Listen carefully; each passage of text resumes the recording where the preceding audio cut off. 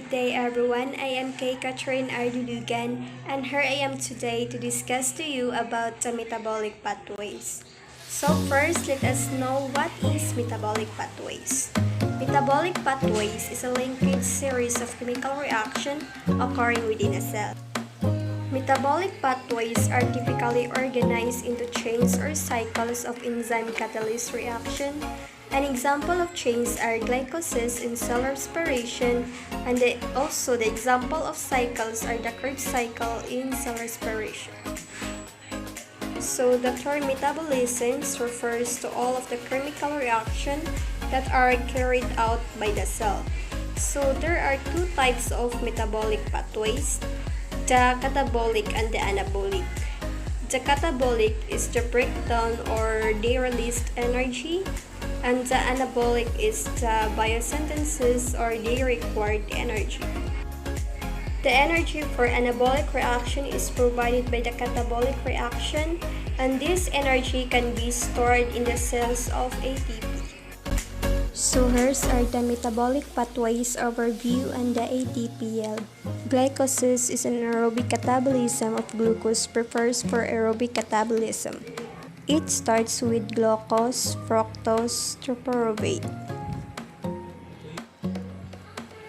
and then the pyruvate to acetic-CoA combines with oxaloacetate and citrate with circle syrup.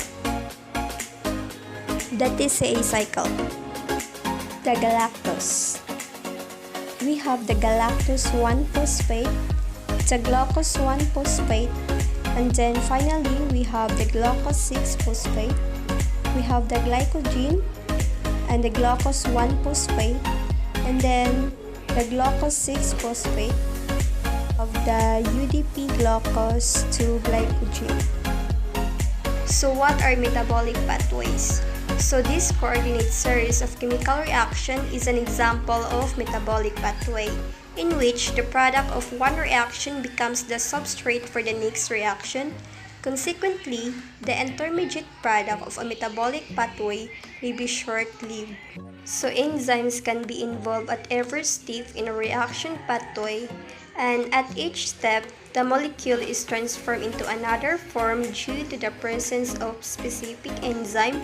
Such a reaction pathway can create a new molecule called biosynthesis, or it can break down a molecule called degradation. So how do cells manage all the chemical reaction? So as what we can see in that picture, it says that when there is a product at the end of the reaction pathway called the red macromolecule, it can inhibit its own synthesis by interacting with enzymes in the synthesis pathway called this red arrow. So this picture shows us that the catabolic pathways involve the breakdown of nutrient molecules, which is the food ABC, into usual form building blocks. In this process, energy is either stored in energy molecule for later use or released as heat. Anabolic pathways then build new molecules out of the product of catabolism, and these pathways typically use energy. The new molecules built via anabolic pathways called the macromolecules are useful for building cell structures and maintaining the cell.